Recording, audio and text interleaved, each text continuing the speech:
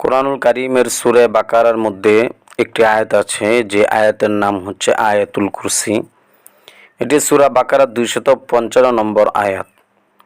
এই আয়াতটি যদি কেউ নিয়মিত প্রত্যেক ফরজ নামাজের পরে পাঠ করে তাহলে রাসূল বলেন এই ব্যক্তি মৃত্যু হওয়ার সাথে সাথে জান্নাতে প্রবেশ করবে। সুবহানাল্লাহ। এবং হাদিসের মধ্যে আছে এই আয়াতটি কোরআনুল কারীমের সমস্ত আয়াতের সর্দার বা লিডার। তো এর জন্য আমরা চেষ্টা করব এই আয়াতটি শিখে নিজে আমল করার এবং অন্যকে আমল করার প্রতি উদ্বুদ্ধ করব। যেমন আমি কিছু সহিহ হাদিস শোনাচ্ছি।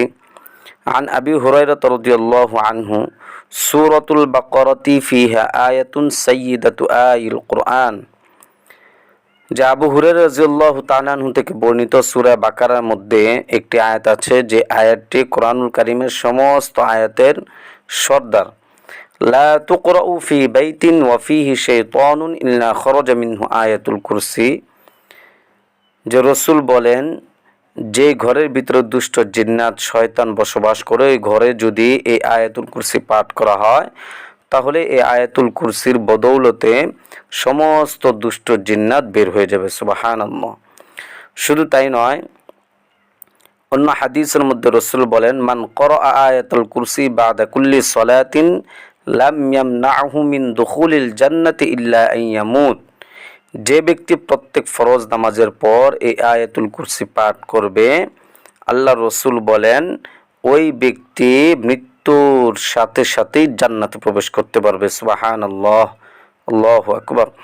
যেমন অন্য আয়াতে আরেকটু স্পষ্টভাবে উল্লেখ আছে অন্য হাদিসের মধ্যে মান ক্বারা আয়াতুল কুরসি দুবুরা কুল্লি সালাতিন মাকতুবাতিন।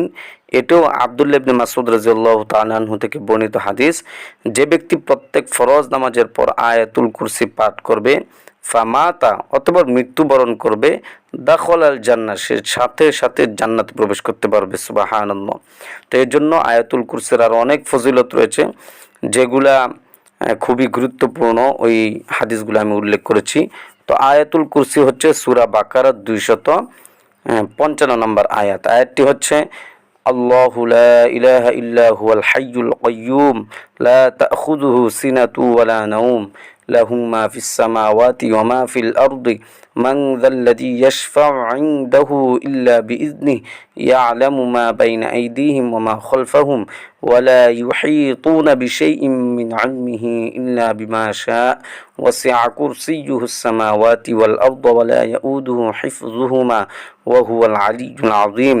এই হচ্ছে আয়াতুল কুরসি। আমরা ইনশাআল্লাহ এটা নিয়মিত আমল করার চেষ্টা করব, তাহলে আল্লাহ তাআলা অবশ্যই আমাদেরকে জান্নাত দিবেন।